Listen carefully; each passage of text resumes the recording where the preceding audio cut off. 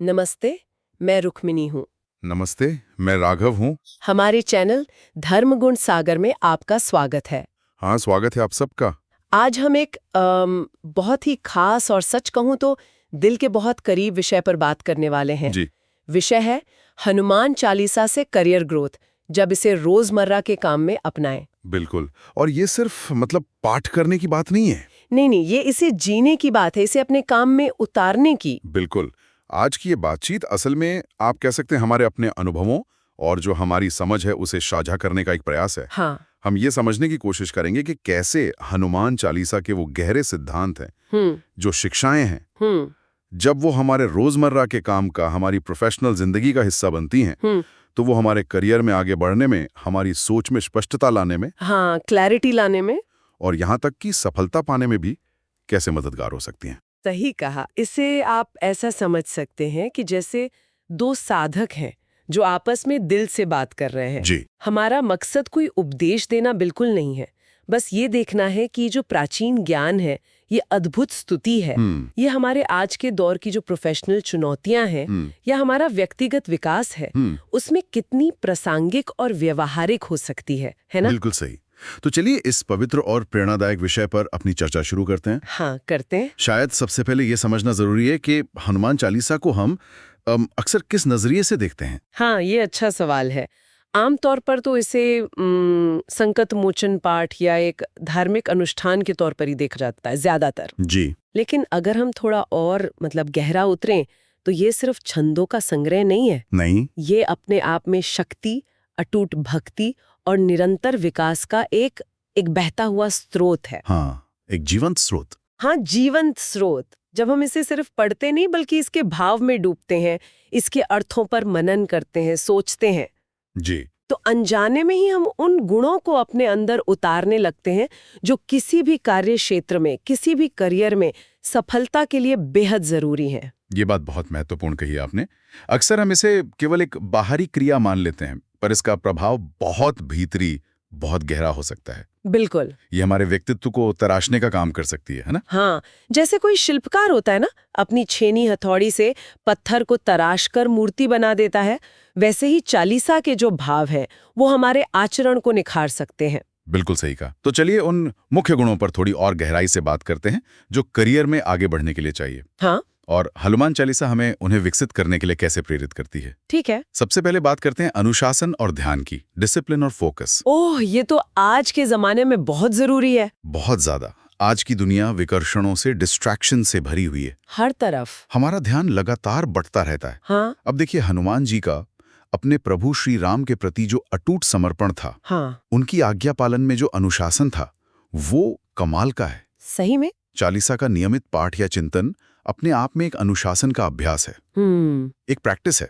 यह हमें सिखाता है कि कैसे अपने काम पर, अपने लक्ष्यों पर टिके हैं, बाहरी शोरगुल से मन को हटाकर एकाग्र हों, कैसे फोकस करें। हाँ, और पूरी निष्ठा से अपने कर्तव्य निभाएं। और ये जो एकाग्रता है, ये सिर्फ काम पूरा करने के लिए ही नहीं, बल्कि काम की गुणवत्ता, क्वालिटी बढ़ाने के लिए भी तो जरूरी है। निश्चित रूप से। आजकल मल्टीटास्किंग का बड़ा जोर है, पर सच तो ये है कि गहरा काम, जिसे डीप वर्क कहते हैं, वो तभी होता है जब मन पूरी तरह केंद्रित हो। सही। क्या आपको लगता है कि चालीसा का पाठ या स्मरण इस डीप वर्क वाली स्थिति को पाने में मदद कर सकता है? जैसे मान लीजिए कोई मुश्किल रिपोर्ट लिखनी हो या कोई कॉम्प्लेक्स प्रॉब्लम सुलझानी हो। हाँ, निश्चित रूप से। देखिए चालीसों के छंदों में एक खास लय है, एक शक्ति है। जब हम एकाग्र होकर इसका पाठ करते हैं तो मन की चंचलता कम होती है। ये एक तरह की मेंटल ट्रेनिंग ही है। अच्छा। जैसे उसमें शब्द आता है ध्यान धरे, वो सिर्फ हनुमान जी के ध्यान की बात नहीं है। हाँ, वो हमें भी ध्यान धरने की, फोकस करने की प्रेरणा देता है। सही। सोचिए, किसी बड़ी प्रेजेंटेशन से पहले अगर 5 मिनट भी शांति से बैठकर हनुमान जी का स्मरण किया जाए या कुछ चौपाइयां मन में दोहराई जाएं, तो मन कितना स्थिर और केंद्रित महसूस कर सकता है। हाँ, वो घबराहट कम हो सकती है। बिल्कुल।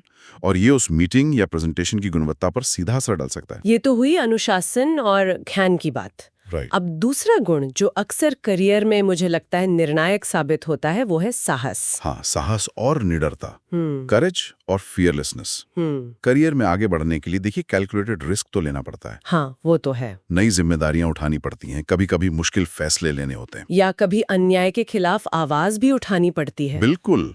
हनुमान जी का तो पूरा जीवन ही साहस की गाथा है, चाहे वो समुद्र लांघना हो, सुरसा जैसी बाधाओं का सामना करना हो या लंका दहन जैसा पराक्रम दिखाना हो। सही। चालीसा हमें याद दिलाती है कि हमारे अंदर भी असीम शक्ति छिपी है। दुर्गम का जगत के जेते, सुगम अनुग्रह तुमरे तेते।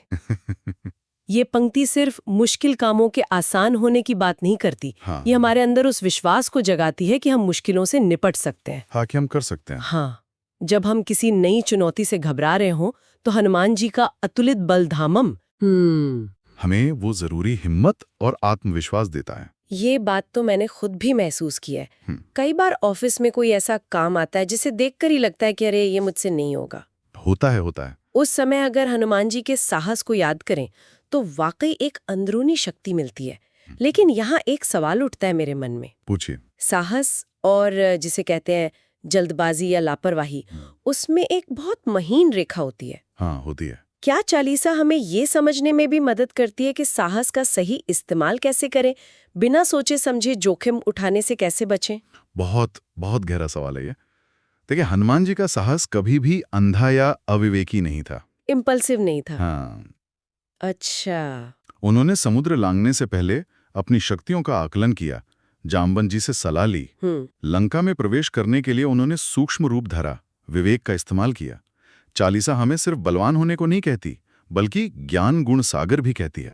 ज्ञान गुण सागर, यानी बल के साथ विवेक और ज्ञान का होना जरूरी है। सही। जब हम चालीसा का चिंतन करते हैं तो हम सिर्फ उनकी शक्ति को नहीं, उनके विवेक, उनकी रणनीति, उनकी समझदारी को भी आत्मसात करने का प्रयास करते हैं। इससे हमें यह समझ आती है कि साहस का प्रदर्शन कहाँ, कब और कैसे करना है। ये हमें इम्पल्सिव होने से बचाता है और कैलकुलेटेड रिस्क लेने की समझ देता है। ये संतुलन बहुत जरूरी है, खासकर आज के माहौल में। बिल्कुल। अब आते हैं तीसरे गुण पर, जो शायद आज के कॉर्पोरेट जगत में सबसे ज्यादा अनदेखा किया जाता है, लेकिन जिसकी जरूरत शायद सबसे ज्यादा है, विनम्रता, ह्यूमिलिटी। बिल्कुल सही कहा। हनुमान जी अपार बल, बुद्धि और सफलताओं के स्वामी होते हुए भी कितने विनम्र थे। हाँ। उनमें अहंकार का लेश मात्र भी नहीं था। वो खुद को हमेशा श्री राम का दासी कहते और मानते थे। करियर में सफलता पाना एक बात है, लेकिन सफलता के शिखर पर पहुंचकर भी विनम्र बने रहना, अपनी जड़ों को याद रखना, टीम के सदस्यों का सम्मान करना, दूसरों के योगदान को स्वीकार करना। हाँ, दूसरों के योगदान को स्वीकार करना, ये असली बड़प्पन है। चालीसा हमें यही सिखाती है। और विनम्रता हमें सीखने के लिए खुला भी तो रखती है ना। बिल्कुल। अगर हम सोचते हैं कि हमें सब आता है तो हमारा विकास वहीं रुक जाता है। सही। विनम्र व्यक्ति फीडबैक को सहजता से लेता है, अपनी गलतियों से सीखता है और टीम में एक सकारात्मक माहौल बनाता है। और विनम्रता का एक और पहलू है, दूसरों की मदद करने का भाव, सेवा भाव। जी, हनुमान जी ने तो अपना पूरा जीवन ही सेवा में समर्पित कर दिया।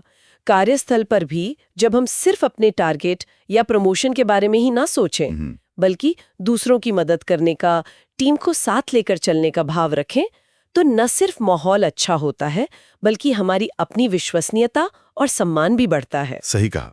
क्या चालीसा का पाठ हमें इस सेवा भाव को अपने काम में लाने के लिए प्रेरित कर सकता है? निश्चित तौर पर।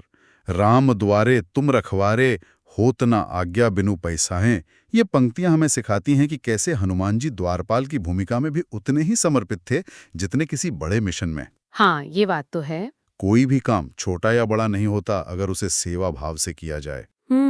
जब हम अपने काम को सिर्फ नौकरी न समझकर एक बड़ी तस्वीर में अपना योगदान समझें, चाहे वो अपनी टीम की मदद हो या अपने क्लाइंट्स की सेवा हो, तो काम में एक अलग ही संतुष्टि मिलती है। सही।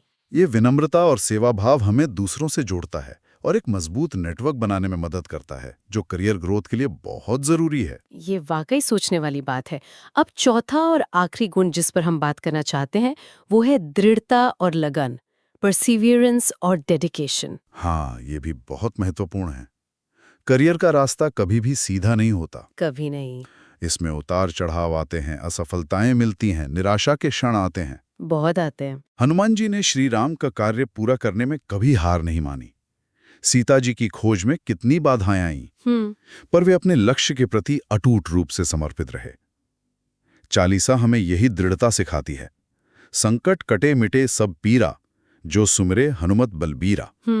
ये पंक्तियां हमें मुश्किल समय में उम्मीद देती हैं। ये हमें याद दिलाती हैं कि अगर हम पूरी लगन और निष्ठा से प्रयास करते रहें तो बड़ी से बड़ी बाधा भी पार की जा सकती है। सही। जब कोई प्रोजेक्ट अटक जाए, जब नतीजे उम्मीद के मुताबिक ना मिले, जब बॉस से आलोचना मिले, ऐसे समय में हनुमान जी का स्मरण हमें टूटने से बचाता है और फिर से खड़े होकर प्रयास करने की शक्ति देता है। बिल्कुल। और ये दृढ़ता सिर्फ मुश्किल समय में ही नहीं, बल्कि रोजमर्रा के काम में भी, सामान्य दिनों में भी अपने काम के प्रति प्रतिबद्ध रहने के लिए जरूरी है ना? जी हाँ। रोजाना एक ही तरह का काम करते हुए भी उत्साह बनाए रखना, क्वालिटी पर ध्यान देना, लगातार बेहतर करने का प्रयास करना, ये सब लगन का ही हिस्सा है। बिल्कुल। पर यहाँ एक और सवाल मेरे मन में आ रहा है। ये सारे गुण, अनुशासन, साहस, विनम्रता, दृढ़ता सुनने में तो बहुत अच्छे लगते हैं। हाँ। लेकिन आज की भागदौड़ भरी जिंदगी में, जहाँ काम का इतना दबाव है, डेडलाइंस हैं, ऑफिस की पॉलिटिक्स है, इतना कंपटीशन है, हम इन शिक्षाओं को सच में अपने रोजमर्रा के काम में कैसे उतारें? हाँ, ये बहुत व्यवहारिक और जरूरी सवाल है। क्या ये सिर्फ सुबह पाठ कर लेने या मंगलवार को मंदिर जाने तक ही सीमित है, या इसका कोई गहरा व्यवहारिक तरीका भी है? देखिए, सिर्फ यंत्रवत पाठ कर लेना शायद काफी ना हो। हालांकि उसकी अपनी जगह और महत्व है, उसे नकारा नहीं जा सकता। नहीं, बिल्कुल नहीं। पर असली बात है चालीसा के भाव को समझना और उसे अपने आचरण में उतारने का एक सचेत प्रयास करना। एक माइंडफुल प्रैक्टिस है ये। अच्छा, जैसे कोई उदाहरण? उदाहरण के लिए मान लीजिए आप किसी मुश्किल प्रोजेक्ट पर काम कर रहे हैं और बीच में छोड़ देने का मन कर रहा है। हाँ, होता है अक्सर। तब हनुमान जी की लंका खोज वाली दृढ़ता को याद करें। सोचे कि उन्होंने कैसे हार नहीं मानी थी। या जब किसी सहकर्मी से मतभेद हो जाए, कोई बहस हो जाए, तो प्रतिक्रिया देने से पहले एक पल रुकें और हनुमान जी की विनम्रता और संवाद कुशलता को याद करें, जिसे उन्होंने विभीषण से संवाद किया था। हाँ। क्या आप स्थिति को शांत करने के लिए विनम्रता से अपनी बात रख सकते हैं? कोशिश तो कर ही सकते हैं। या जब कोई नया चैलेंज मिले, कोई ऐसी जिम्मेदारी जिससे डर लग रहा हो, तो हनुमान जी के समुद्र लांघने वाले साहस का स्मरण करें। अपने अंदर की शक्ति को महसूस करने की कोशिश करें। जब मीटिंग में ध्यान भटकने लगे या सोशल मीडिया देखने का मन करे, तो हनुमान जी की एकाग्रता और अनुशासन को याद करें। सचेत रूप से अपना ध्यान वापस काम पर लाएं। मतलब छोटे छोटे सचेत प्रयास। हाँ, यही छोटे छोटे सचेत प्रयास ही धीरे धीरे हमारे व्यवहार का हिस्सा बन जाते हैं। तो ये एक तरह से हमारे रोजमर्रा के प्रोफेशनल फैसलों में एक एथिकल और मॉरल कंपास की तरह काम कर सकता है। बिल्कुल। और एक और बात जो मेरे मन में आ रही है, काम के तनाव और दबाव के बीच क्या हनुमान चालीसा हमें मानसिक शांति पाने में भी मदद कर सकती है? आजकल मेंटल वेलनेस और वर्क लाइफ बैलेंस की बहुत बात होती है। हाँ, होती है। क्या चालीसा का इसमें कोई योगदान हो सकता है? बिल्कुल हो सकता है, और ये शायद सबसे महत्वपूर्ण योगदानों में से एक है आज के समय में। अच्छा। हनुमान चालीसा का पाठ या सिर्फ उसका शांत मन से स्मरण मन को शांत करने का एक बहुत शक्तिशाली तरीका है। जब आप पूरी श्रद्धा और ध्यान से इसका पाठ करते हैं या सुनते हैं, तो आपका मन बाहरी चिंताओं से, ऑफिस के तनाव से, डेडलाइन के दबाव से हटकर एक शांत बिंदु पर केंद्रित होता है। अच्छा। इससे स्ट्रेस हार्मोन्स कम हो सकते हैं, एंजाइटी में राहत मिल सकती है और मानसिक स्पष्टता बढ़ती है। अच्छा। आप चीजों को ज्यादा संतुलित और वस्तुनिष्ठ तरीके से देख पाते हैं। मतलब क्लैरिटी आती है। हाँ, ना से रोग हरे सब पीरा, जपत निरंतर हनुमत बीरा। ये सिर्फ शारीरिक रोगों की बात नहीं है। नहीं, ये मन के रोगों, चिंता, भय, तनाव को भी हरने की बात है। सही। जब मन शांत और स्थिर होता है, तभी हम सही प्राथमिकताएं तय कर पाते हैं, व्यर्थ की चिंता से बचते हैं और काम एवं निजी जीवन में बेहतर संतुलन बना पाते हैं। ये सुनकर तो वाकई बहुत सुकून मिलता है, क्योंकि आजकल मानसिक शांति बनाए रखना शायद करियर में तरक्की पाने से भी ज्यादा जरूरी हो गया है। बिल्कुल। अगर मन ही शांत और स्वस्थ नहीं है, तो हम अपना सर्वश्रेष्ठ प्रदर्शन कैसे कर पाएंगे? सही बात है। ये सब बातें हमें ये भी सोचने पर मजबूर करती हैं कि सफलता का असली मतलब क्या है। क्या सिर्फ पद और पैसा ही सफलता है, या आंतरिक शांति और संतोष भी उतना ही मायने रखते हैं? आपने बिल्कुल सही मुद्दा उठाया। हनुमान चालीसा हमें सफलता को एक व्यापक दृष्टिकोण से देखने में मदद करती है। ये हमें सिखाती है कि सच्ची सफलता सिर्फ बाहरी उपलब्धियों में नहीं, बल्कि नैतिक मूल्यों पर चलते हुए, विनम्रता बनाए रखते हुए और आंतरिक शांति के साथ अपने कर्तव्यों का पालन करने में है। और ये सिर्फ किताबी बातें नहीं है। नहीं, बिल्कुल नहीं। ये केवल हमारी अपनी सोच या व्याख्या नहीं है।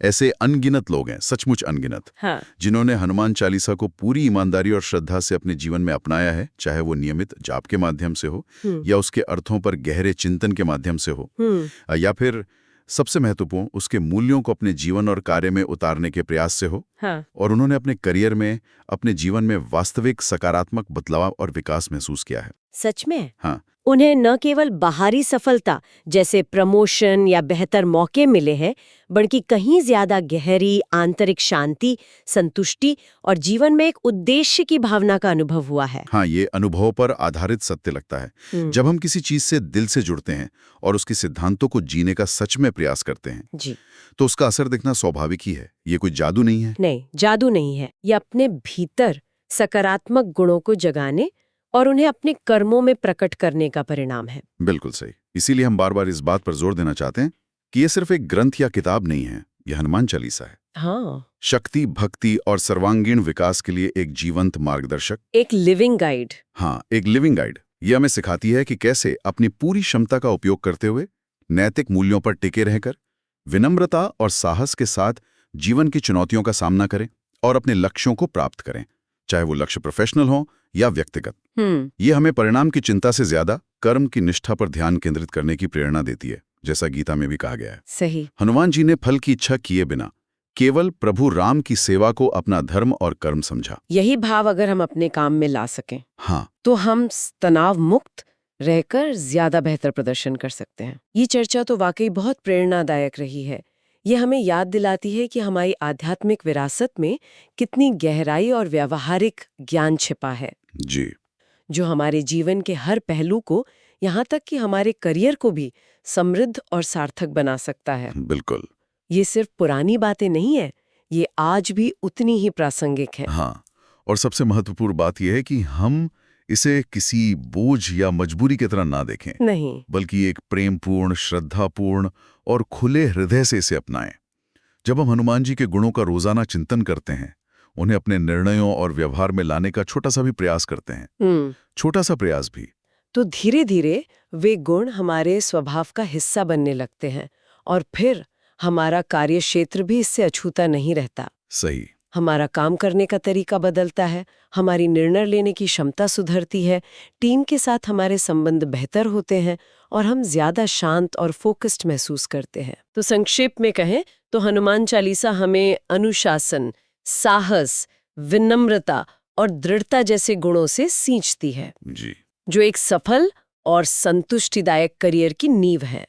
और ये सब एक गहरे आध्यात्मिक जुड़ाव और मानसिक शांति के अनमोल उपहार के साथ आता है। बिल्कुल। तो हमारी आज की इस बातचीत का सार यही है कि हनुमान चालीसा केवल एक धार्मिक पाठ नहीं, बल्कि जीवन जीने की कला सिखाने वाला और विशेषकर हमारे व्यावसायिक जीवन को सही दिशा और गहराई देने वाला एक अद्भुत मार्गदर्शक है। सही। इसे अपने जीवन में एकीकृत करना एक निरंतर यात्रा है, पर इसके परिणाम गहरे और स्थायी हो सकते हैं। आशा है हमारे सुनने वालों को इस चर्चा से कुछ नई दृष्टि और प्रेरणा मिली होगी। जी, उम्मीद तो यही है। शायद वे भी हनुमान चालीसा के इस व्यावहारिक और जीवन बदलने वाले पहलू पर विचार करेंगे। अब हम आपसे विदा लेने से पहले एक छोटा सा विचार आपके साथ छोड़ना चाहेंगे। हाँ। आज की इस बातचीत के बाद जरा सोचिए, कल आपके काम के दौरान वो कौन सा एक छोटा सा क्षण हो सकता है या कौन सी एक स्थिति आ सकती है जहां आप हनुमान जी के सिखाए किसी एक गुण, चाहे वो साहस हो, विनम्रता हो या एकाग्रता हो, को सचेत रूप से अमल में लाने का प्रयास कर सकते हैं। बस एक छोटा सा प्रयास। हाँ, बस एक छोटा सा प्रयास, और देखिए उसका आप पर और आपके आसपास के माहौल पर क्या असर पड़ता है। ये करने जैसा है। जी। अगर आपको सनातन धर्म से सीखना पसंद है और आप हमारे साथ इस आध्यात्मिक यात्रा में आगे बढ़ना चाहते हैं, तो हमारे चैनल धर्म गुण सागर को सब्सक्राइब करें और हमारे समुदाय में शामिल हों। हाँ, आपके जुड़ने से हमें और भी ऐसे विषयों पर गहराई से बात करने की प्रेरणा मिलती है। जय श्री राम। जय श्री राम।